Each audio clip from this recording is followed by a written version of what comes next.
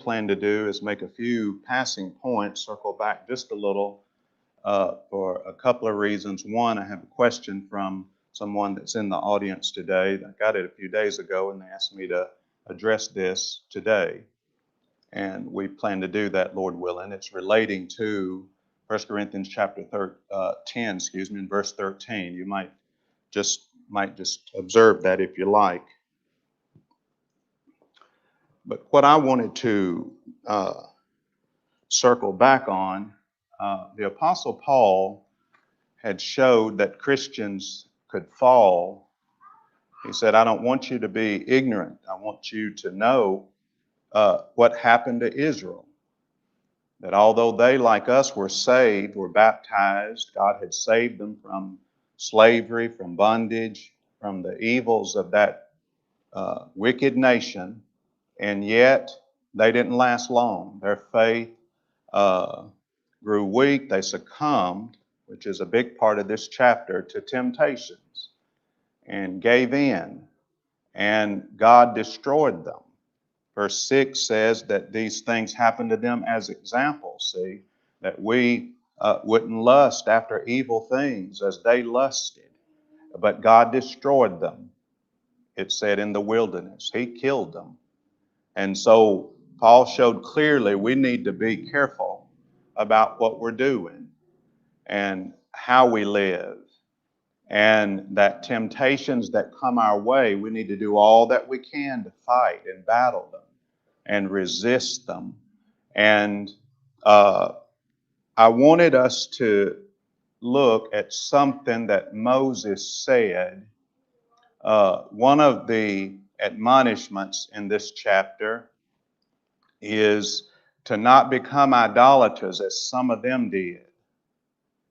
And in Exodus chapter 32, that's where the people went to Aaron. Moses was delayed, and they went to Aaron and asked him, would you make us a god to go before us? Because Moses, this Moses that brought us out of Egypt, he's delayed. Now, Moses was up there about 40 days, but be that as it may, they said they just grew weary of him being gone. And again, you can see they're headed in the wrong direction. This is God's chosen prophet. This is how God was speaking to them in those days. And so they grew weary of Moses' delay, asked Aaron to make a god to go before us, and Aaron succumbed to that request. And I'd like to read part of that and what Moses said to him. That's really what I had this in each week. I had this in my notes. I thought it was really important to point out what Moses said to Aaron. It's critical. It's critical for you and I think after we read it, we'll see why it's so important. Now, in verse 19, so it was as soon as he came near the camp, this is Moses coming down, he saw the calf and the dancing. So Moses' anger became hot, and he cast the tables out of his hands, broke them at the foot of the mountain. He took the calf which they had made, burned it in fire, ground it into powder, and he scattered it on the water and made the children of Israel drink it. And this is what I'd like for us to pay attention to, is what Moses said to him in verse 21. And Moses said to Aaron, what did this people do to you that you have brought so great a sin upon them? What had they done to him? Put pressure on him, put a little pressure on him, asked him to sin. What had they done to him? Moses said, what have they done to you? Now, we need to be able to ask each other that. This is my point. We have to be able to deal with each other like this. Each man each woman, see, each young person, see, what happened to you? See, husbands have to be able to tell their wives, what happened to you? Wives have to be able to tell their husbands, honey, what has happened to you? And young people have to be able to tell their parents, what has happened to you? See?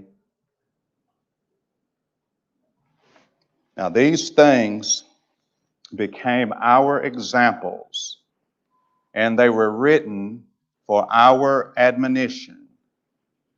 See, upon whom the ends of the ages have come in this last dispensation, the end of these ages, these examples were written for us, for the Christian age, to show us, see, what happened to them. And then he would say, therefore, let him who thinks he stands. See, in light of all this and what has transpired with them, look at it carefully. Take heed lest you fall. See. And then he went on to explain, now look, no temptation. See. And I believe, see, contextually, you'd look and you'd see what happened back there to them. Did they get zapped? Did the devil zap them over the head with something they couldn't handle? See, Moses, Aaron, what happened to you? See, that you have brought so great a sin upon them. You see who was responsible? Who had a role in that? See? And we need to be able to help each other like this, is my point.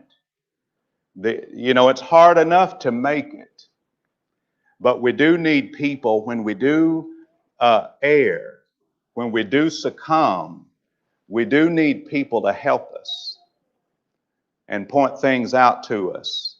See, it's I don't know how else we're going to make it in, really, without each other like that, see.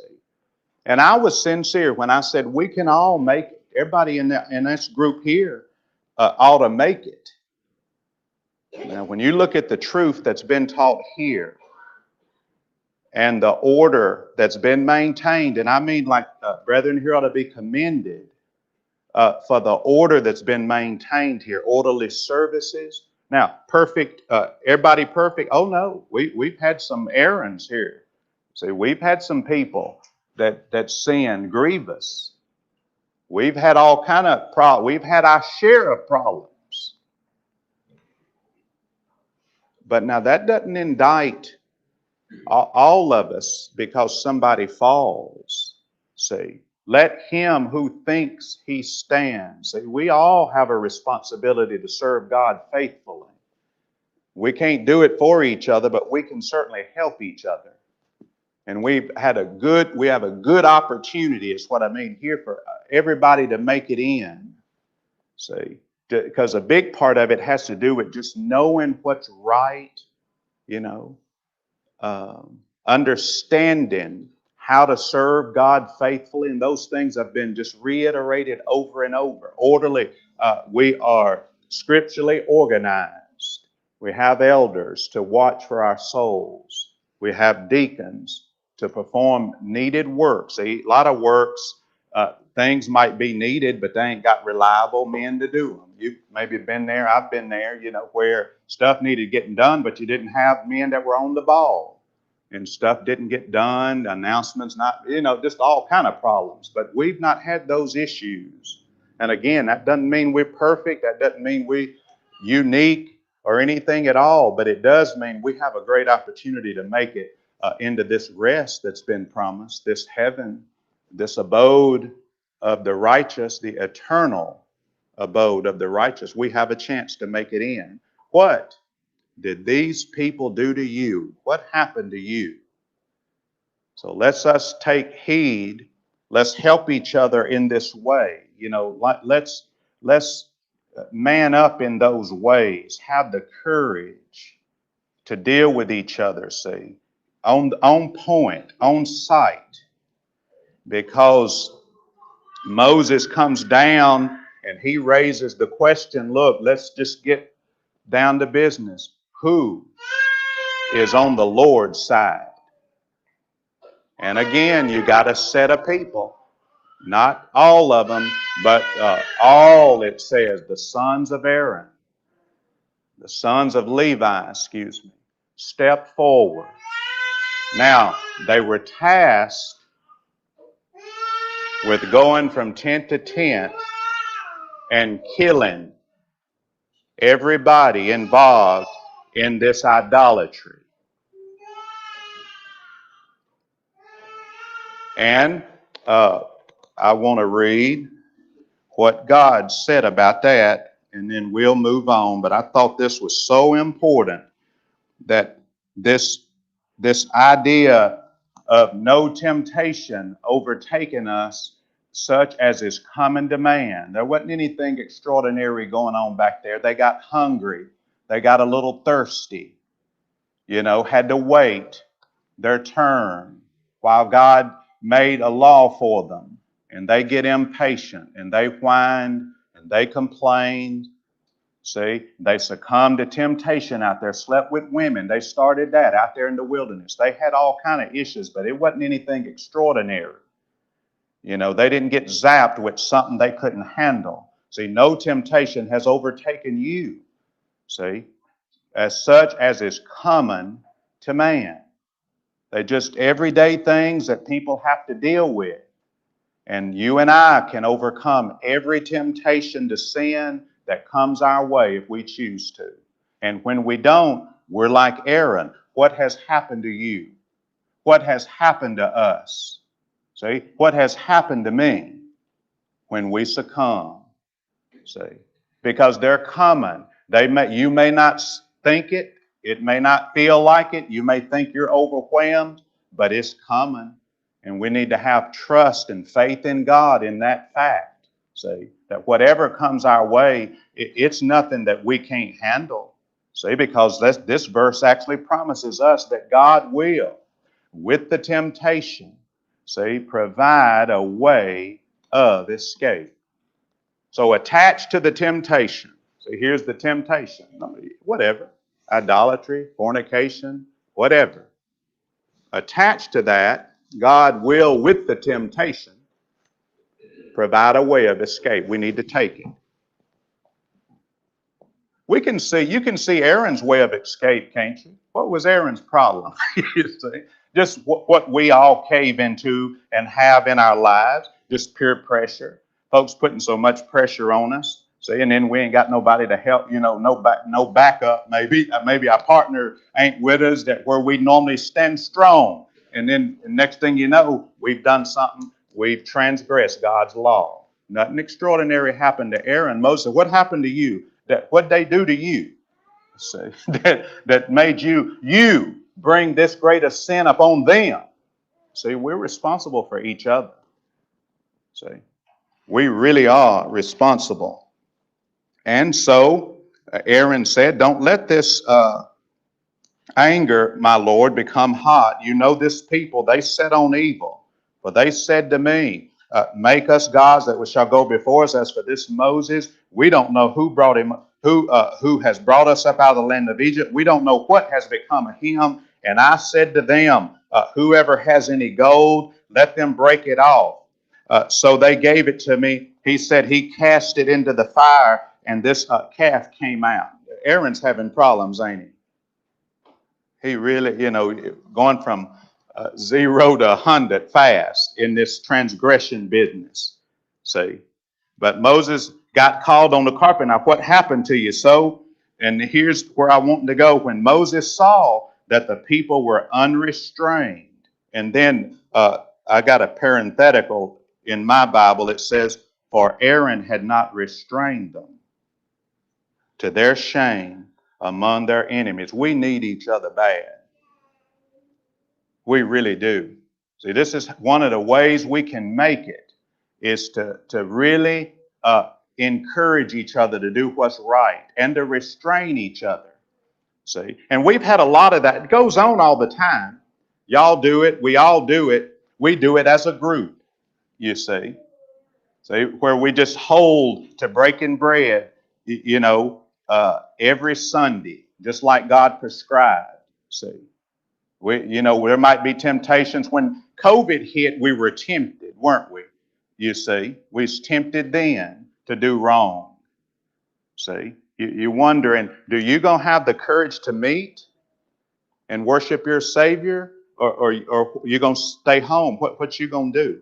How you gonna handle this business? See, men got together. Now I'll tell you what we gonna try to do. What about outside, maybe? You see where we trying to hold the line, but together, all of us. See, this is happening all the time. We restraining, we battling, we encouraging, we helping, and that's the only way really we're gonna hardly make it. We need each other bad. Aaron should have held the line. That's what he was left to do. He was a leader, and he got down there, and they come to him, put the heat to him, and he succumbed, fell into transgression. See, succumbed to the temptation, see, of idolatry. Went so far as to get God's people caught up in idolatry. A good man, see, a good solid leader, diligent man, and yet he fell into transgression. Yes, sir. That way of escape right in there. It seems like it was way back up the line. That's kind of what we have. Sometimes we waited too late when it gets down to it. Amen. Everybody hear that? Brother Rex said many times this escape ain't just right here in the moment. It's preventative. See, Aaron, they never should have got in that place. And Aaron should have said, the first person that approached him with that, he said, you get out of here and go back home and get your house and stuff, get set up over here. Moses will be back here in just a little bit. And then maybe a week goes by and they come back, boy, hey, you get out. Hey, look, sit him down and explain to him. Now let's get straightened out here. And I hope everybody, your family doing okay here? Because you having problems. See, you got to handle it out here. Because a lot of times you wait, and again, see, no backup, lack of knowledge, hadn't studied, and all of a sudden you yield to temptation. See, make us a god. And so Rex said, and rightfully so, many times it's early preventive type behaviors, see, where you're not landing in these situations. See, good, excellent comment. Any questions? I wanted to mention that. I thought it was so important because it really deals with what this chapter is about. And so we went through it, and at the end of this chapter, Paul points out that Christians need to be concerned about non-Christians, and they need to be concerned about Christians, both, see. Not just Christians, but non-Christians. And he goes over and governs the eating of meats around those unbelievers that might invite you to a dinner. He said it's okay to go, see. Under certain circumstances, it's okay to eat too, see. And we went through that, but I said that for this reason. I want to read the question that was posed. If I can find it, I can remember what it was, but I want to read it verbatim. Where's my phone? Let me just read it. I thought I had it at the top of my notes. And this is from one of our good, solid members here had a question about this issue. All right, it says a question for Sunday, verse 13, chapter 10. God will not allow us to be tempted above what we are able to stand. They understand that. And here's the question. And I'd like some help on this. Somebody might know a good verse. I looked at it. it's really an excellent question. It says, God will not allow us to be tempted above what we are able to stand. Is this showing that God knows each of us in such an individual and personal way that he knows each of our ability to bear temptations? So there's one question. And if I understand what they're asking is when this expression that God won't allow us to be tempted beyond what we're able, the question is, how does he do that? Does he do this? Now, Dub really struggles with gluttony. He don't. But so I'm gonna not, does he manipulate things in such a way to where Dub don't run across this a lot? I believe that something to that effect is what's being asked. Does God, I believe, providentially intervene, but as it relates to us overcoming sin, see, is he manipulating things? Boy, Mike, he really struggles. He can't keep his hands off other people's stuff. So he does he help Mike out by not, Mike always finds himself around stuff. You see, does he manipulate things in that way? I believe is the question. And the second part of the question, if in fact that's so, or does this also imply that God makes adjustments, see, so we can have the strength we need to fight off temptations? See? So as things come our way, I believe the question is he providentially helping us fight these things?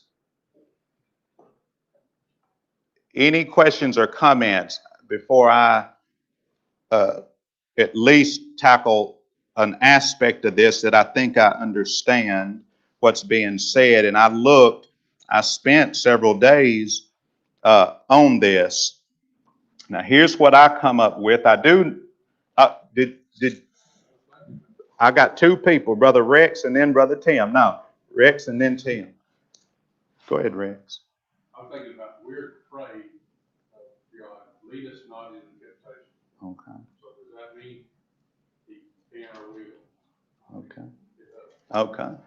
Everybody hear that? Rex says that Matthew 6:13 maybe,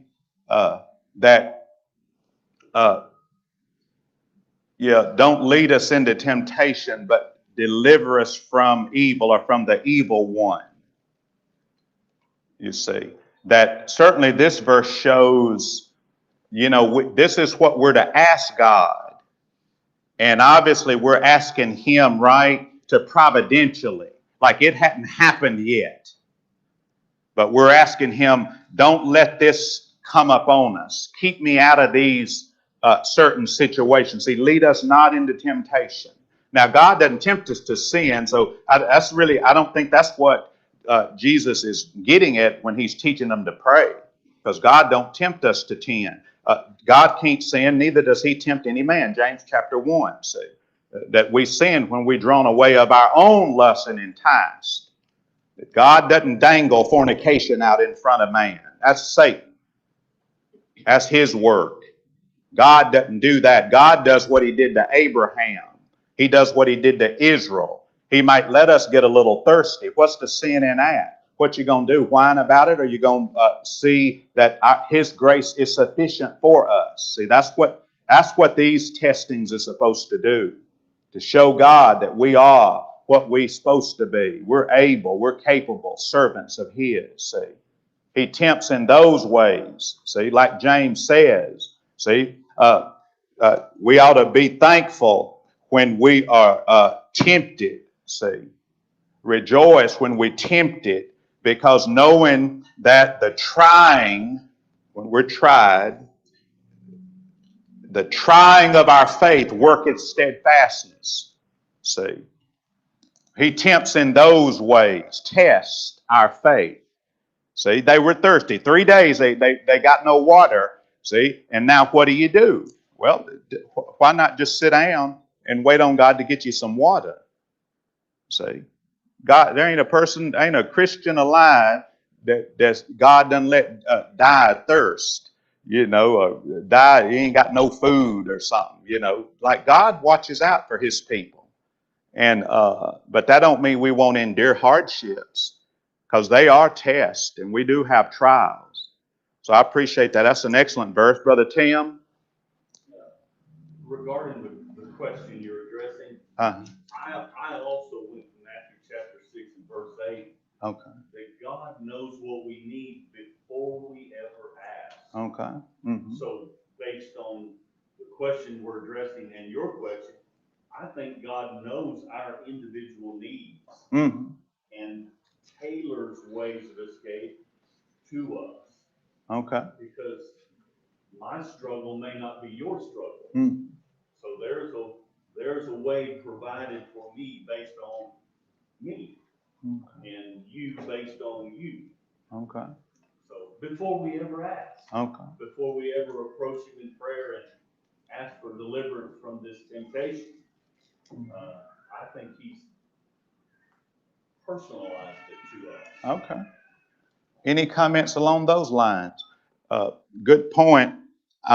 I wrote down Luke 12:6, and this is just to show that he certainly intimately knows us. In particular, are not 5 sparrows sold for 2 copper coins, and not one of them is forgotten before God?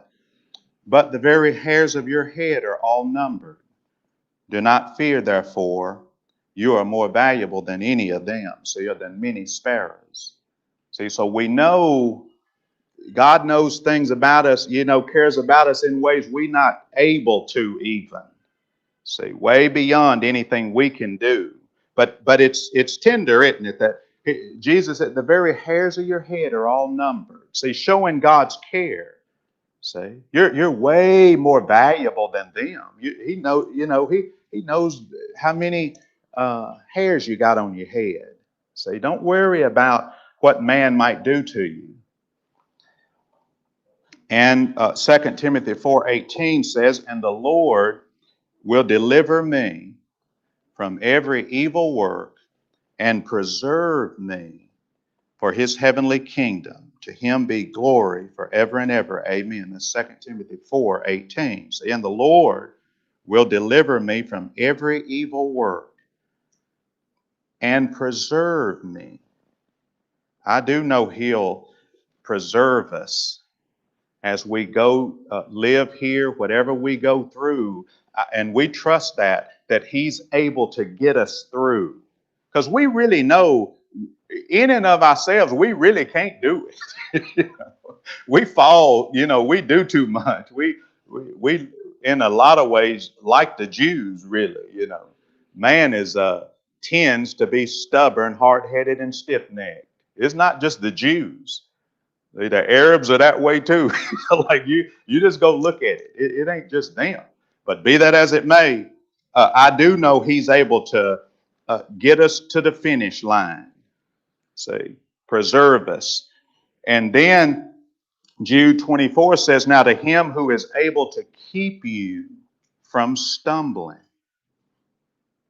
and to preserve you faultless. See, here's this, and to present you faultless. Now, we know, again, this way of escape, he provides a source. And I like to look at it like whatever happens, here's what God does. And really, you might say, it makes it easy if we understand, just go into life knowing we're not going to face anything we can't say no to. We can't battle through and deal with.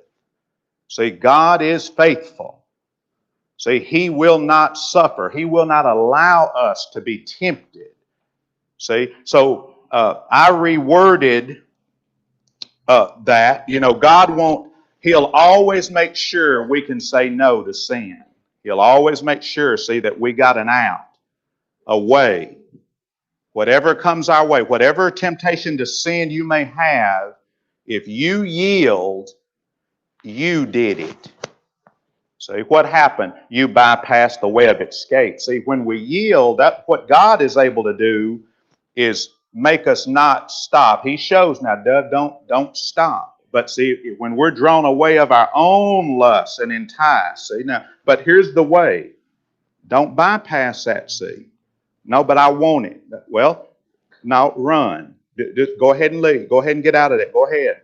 Why don't you study? See, something comes you tempted to sin, do what Jesus did. See, it is written. It is written. It is written. See, go study. Go pray. See, here's a temptation. Something we know. Boy, we go pray, study. See, all these ways are there. We have to take them. But I want it. See, there's us being drawn away of our own lust. But here's a way. Here's the way. Aaron, make us a god. See, what Aaron, you succumb to the temptation, the pressure of the people. See, when he had all kind of ways to get out of that mess. See, but be that as it may,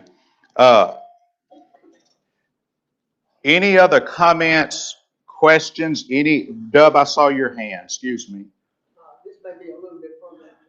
This does not give away once saved, always saved either. Excuse me? It does not give away once saved, always saved. People think you become a Christian, God will take care of it all the way through. Won't even die. Good point. Yeah.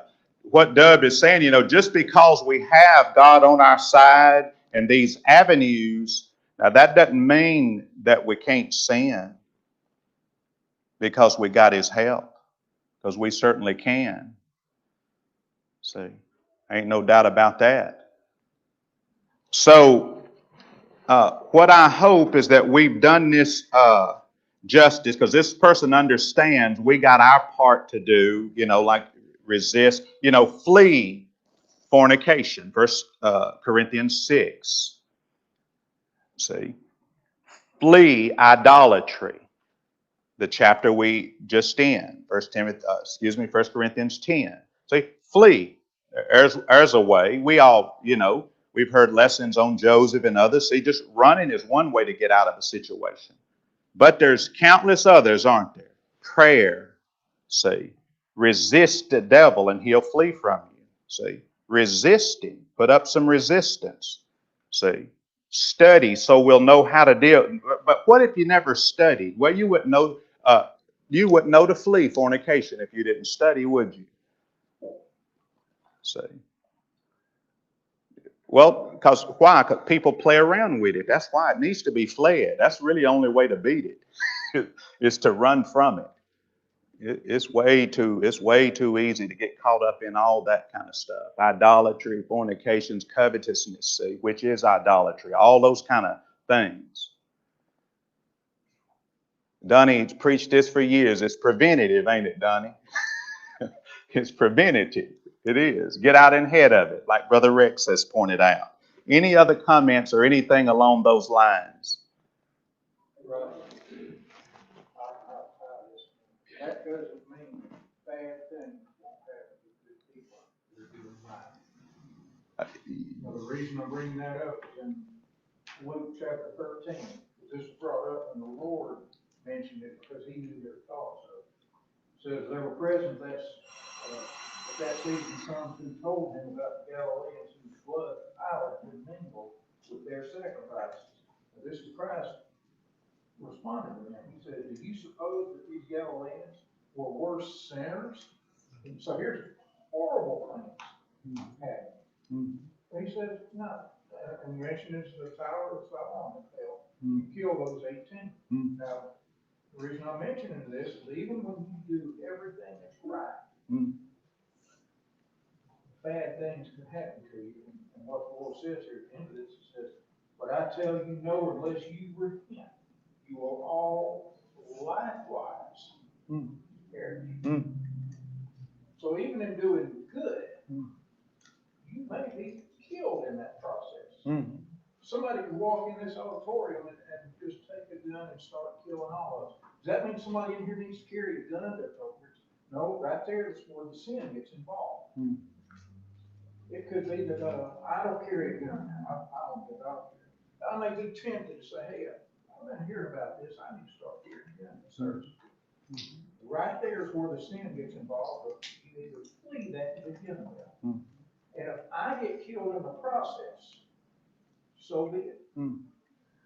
It wouldn't because you sinned, was it? Yeah. And you will likewise perish. Mm. And the reason I said that is because the Lord asked, do you think these were worse sinners? Mm. Just because somebody's killed in a situation. Mm. Irrelevant to how they're killed. That's irrelevant. Yeah, people get the idea when bad things happen to good people that they've done something. Folks can be sick, and you'll have wicked people think in their heart, well, they must have done something. God's putting something on them. It's kind of a perverted thought, but be that as it may, Christians have done that kind of stuff. Think them kind of thoughts. That's what they're, what they do. Well, they can't seem to get over that. What did they do? And there's not an ounce of truth to that at all. Truth is that good things happen to bad people, that we're not been promised all that. Look at what Paul, the apostles, and just look what our Lord went through. What he do wrong? And look what he had to deal with. What he do wrong? But be that as it may, good point. Now, in this 11th chapter, we all familiar with 1 Corinthians chapter 11. It's famous for teaching the covering that men ought to have nothing on their head when they approach God. Nothing hanging down, no hats, things along these lines. See? And it's famous for teaching clearly that a lady ought to have a sign of authority on her head, that a lady ought to be covered. But there's much more involved in this chapter, and when it opens up, he sets forth something very, very important, and that's the principle of headship. In our orderly assemblies here, our women don't talk in the assembly, in the church. And the reason why, see, is because of this order of headship that he sets forth, that man is over woman. That's one of those orders that God has ordered. See, it's got nothing to do with who's good, who's bad. It's God's arrangement of things. And he sets forth that, and then he, at the end of this chapter, and we'll go through these things, but he sets forth also that if somebody wants to argue about this now, that he taught the same thing in all the churches. That's really what that verse 16 says. That if somebody wants to dispute what we've been teaching here, that all the churches are in harmony on this point, on these teachings. See, is really what that expression means. But we'll go through these things verse by verse, and we'll begin up here, because one of the things I'd like for us to cover, Lord willing, next time. And if you have some questions about it, feel free to write or let me know, hand it to me, send it to me. Because coming up in this chapter, we have the covering, we have the Lord's Supper, and we have some of the principles of why we don't eat when we come together. And so if you have some questions, anything along those lines, feel free. We'll go through this chapter, I consider, rather quickly. I don't plan to exhaust the covering or anything along those lines. I plan just to teach what those 16 verses teach, those 8 reasons that he gives as to why men ought not cover their head when they pray or prophesy, and those same reasons he gives that a woman ought to be covered when she prays or prophesies. But Lord willing, we'll go down through those things next time. Thank you for the good comments. I know we didn't get to battle through into this chapter, but I thought it was worth our while to talk about what we talked about this morning. And not only that, though, to address the good question that one of our members had asked here. But thank you for your comments and your good participation. Hope built up by this study we had this morning.